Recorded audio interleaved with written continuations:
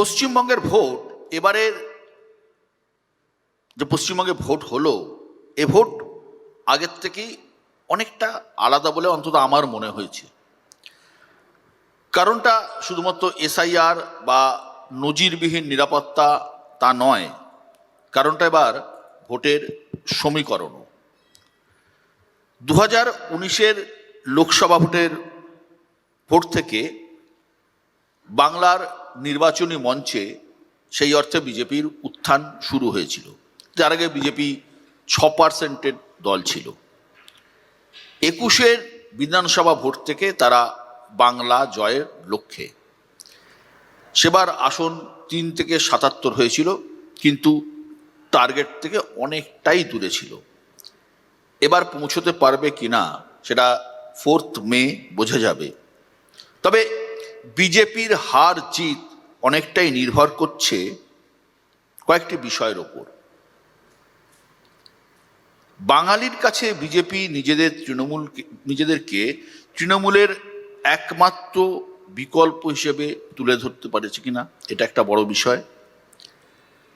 যেমন 2011 সালে মমতা বন্দ্যোপাধ্যায় নিজেকে সিপিএমের বিকল্প হিসেবে তুলে ধরতে পেরেছিলেন।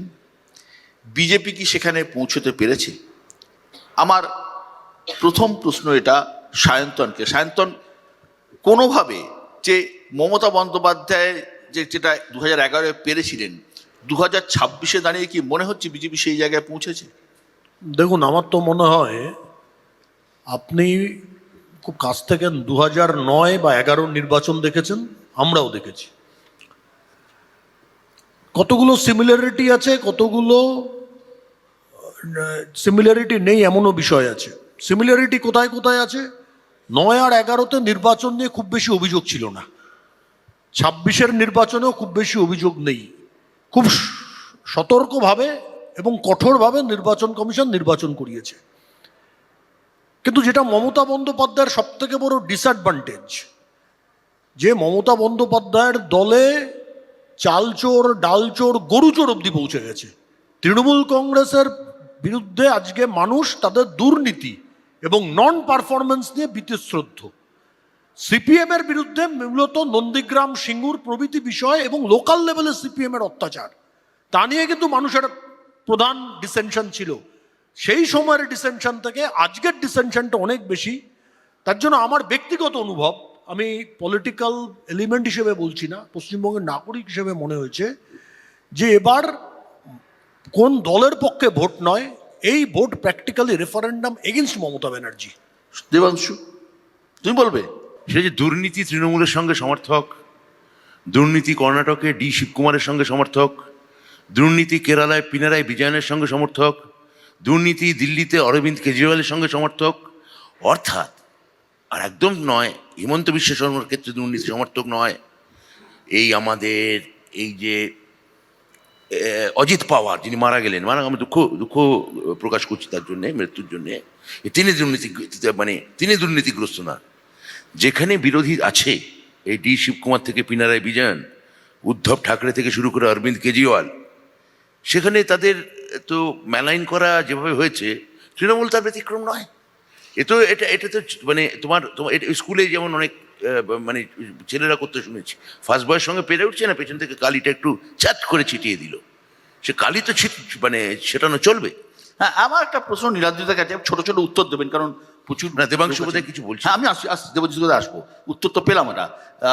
নীলাদ্রিতা, এই যে একটা মুখ তো লাগে, নির্বাচন লড়তে গেলে একটা মুখ লাগে, যে ফেস, যে প্রশ্নটা বারবার উঠছে, দুর্নীতি 2014 সালের নির্বাচনে দুর্নীতি বড় ইস্যু ছিল, সারদা ছিল, নারদা ছিল। পরবর্তীকালে অনেক দুর্নীতির ইস্যু এসছে, চাকরি চুরি থেকে শুরু করে গরু চুরি, কয়লা চুরি, পাথর চুরি, বালি, সব কিছু এসছে। কিন্তু তা সত্ত্বেও ভোটে আমরা দেখেছি কোনো প্রভাব পড়েনি। আপনার কি মনে হয় যে এই মুখ, ফেস, নির্বাচনে একটা বড় ফ্যাক্টর? যেমন নরেন্দ্র মোদীর নামে একটা 10% ভোট আছে বলে আমাদের অন্তত মনে হয়। 100 বার ফ্যাক্টর বিশ্বদা, এবং দুর্নীতি বিরাট ফ্যাক্টর বলে আমার মনে হয় না। যেটা ফ্যাক্টর হচ্ছে, আজকে পশ্চিমবঙ্গে বিজেপি কি বলছে, মহারাষ্ট্রে যেটা বলেছে, মধ্যপ্রদেশে যেটা বলেছে, গুজরাটে যেটা বলেছে, সেটাই বলছে ডবল ইঞ্জিনের সরকার। ডবল ইঞ্জিনের সরকার মানে কি? একটা ফেস হচ্ছে প্রধানমন্ত্রী নরেন্দ্র মোদী, আরেকটা ফেস হচ্ছে যিনি মুখ্যমন্ত্রী হবেন, তার নাম আমরা জানি না। ফেস আছে, ফেসটা হচ্ছে নরেন্দ্র মোদী। দুর্নীতি ফ্যাক্টর নয়, কিন্তু যেটা ফ্যাক্টর হচ্ছে বিজেপির প্রচুর সমর্থক ছিল কিন্তু ভোটার কম ছিল, বিজেপির ভোটাররা ভোট দিতে যেত না। এখন এসআইআর হয়ে কি হয়েছে, মানুষ ভয় পাচ্ছে, ভোট না দিলে নামটা কেটে যাবে, আর তারা যখন ভোট দিচ্ছে বিজেপিকেই দেবে। মানে এসআইআর এর ভয়ে যারা ভোট দিচ্ছে তারা সব বিজেপির ভোটার বলেন আপনি মনে করছেন? শিবাজিদা, আপনিও কি তাই মনে করছেন? না, এটা তো একদমই মনে করছি না। তার কারণ হচ্ছে, এটা খুব বড় কারণ, যে যে মানুষগুলোর নাম কাটা গেছে তারা তো আছেন, তারা তো ভোট দিতে পারেননি, ডিলিটেড এখনও রয়েছে অবস্থায়, অ্যাডজুডিকেশন হয়ে তারা ট্রাইব্যুনালে আছেন। কিন্তু বাদবাকি যারা আছে তাদের পরিবার, এবং তাদের মধ্যে হিন্দু, বিশেষ করে মতুয়া, আমরা আলোচনা করছিলাম কি পরিমাণে, যখন আমরা দেখছিলাম যে ভোট যখন চলছে তখন সেই সময় যে গাইঘাটাতে একটা জায়গায় যেখানে 30% মতো মানুষ গেছেন, 300 লোক, যেখানে 800 লোকের মতুয়াদের নাম বাদ গেছে। সুতরাং এই জায়গাতে তারা যখন বাদ যাচ্ছে, সেই বাদ যাওয়ার সময় খালি তারা না, যারা বাদ গেছেন তারা তো ভোট দেননি, তার পরিবারের লোকেরা, তাদের ভোটটা কোন দিকে গেল? এবং যারা আজকে পরিযায়ী শ্রমিকদের কথা বলছি কেন, তারা পরিকিমরিভাবে এসছে, তারা কিসের বিরুদ্ধে ভোটটা দেয়? হ্যাঁ, আপনারা ছোট করে বলবেন প্লিজ। দীপশিতা, এই যে আমরা দেখছি যে বহু জায়গায় এবার তুমি বলছি অনেক ছোট, আমি যখন নির্বাচনী রাজনীতিতে রিপোর্টিংয়ে এসেছিলাম তখন তোমার দাদু মানে কাজ করতেন, তো আমরা দেখছি বহু সিটে বামেরা একটা ফ্যাক্টর হয়ে যাচ্ছে, এবং গত কয়েকটা ভোটের তুলনায় নির্বাচনী প্রচার সভায় লালের উপস্থিতি প্রচণ্ডভাবে চোখে পড়ছে, যা দেখে অনেকেই বলছেন কটা আসন জিততে পারবেন আমি জানা নেই। যেমন তোমরা জলঙ্গিতে এগিয়ে আছো, ডোমকলে এগিয়ে আছো, করণদিঘিতে এগিয়ে আছো, এমনকি তোমার সিটেও অনেকে তোমার কথা বলছেন, আমি জানি না কি হবে। মীনাক্ষীর কথা বলছেন উত্তরপাড়ায় কেউ কেউ, 5-6টা সিটের নাম তুমি বলে দিলাম। কিন্তু বামেরা কি এবার ফ্যাক্টর হতে পারে জয় পরাজয়ের ক্ষেত্রে? আমি তো আগেই একটুখানি বেশি সময় চেয়ে নেব, কারণ যেহেতু আমি প্রথমে বলেছি অনেকগুলো কথা বলা হয়েছিল যেগুলো উত্তর দেওয়া হয়নি। আমি খালি 2-3টে কথা যেটা বলার, এই যে আপনি বলছিলেন দুর্নীতিটা ইস্যু কিনা, দুর্নীতিটা অবশ্যই ইস্যু। যে কারণে 2019-এর যে নির্বাচন, সেখানে আমরা দেখেছিলাম বিজেপির একটা হ্যাভক ভোট পাওয়া। 2021-এ সে দুর্নীতিটা স্মলার ট্যানজেন্ট হয়ে গেল, কারণ তখন এই যে হিন্দুত্ব, এই যে ওরা আসলে আমাদের মাছ ভাত খাওয়া বন্ধ করে দেবে, এই যে একটা হিন্দুস্তান আগ্রাসন, দুর্নীতিটা তখন ওই বিপদের চাইতে ছোট বিপদ হয়ে গেল। ওই জন্যই আমরা শুনলাম greater evil, lesser evil. Lesser evil মানে সে যে ইভিল নয় তা নয়, লেসার ইভিল 1 নম্বর। 2, আমরা আগের কথাটাই শুনছিলাম যে হিন্দু হওয়া বাঙালি হওয়া, এর ওপরে নির্বাচন হয়েছে। পশ্চিমবঙ্গের মানুষকে আমি বাঙালি অথবা আমি হিন্দু এটা প্রমাণ করার জন্য এর আগে কোনো নির্বাচন লড়তে হয়নি। সে যে হিন্দু, সে যে বাঙালি, এটা টেকেন ফর গ্রান্টেড ছিল। এটাকে প্রমাণ করার, এটাকে রাজনৈতিক করার কোনো প্রয়োজন এতদিন ছিল না। বাঙালি নাসায় যেতে চাইতো, বাঙালি অধ্যাপক হতে চাইতো, বাঙালি লেখক হতে চাইতো, শিল্পী হতে চাইতো। এখন এমন একটা ক্রাইসিস তৈরি হয়েছে, সে কোনো কিছু না হয়ে আয়দার বাঙালি অথবা হিন্দু হতে চাইছে।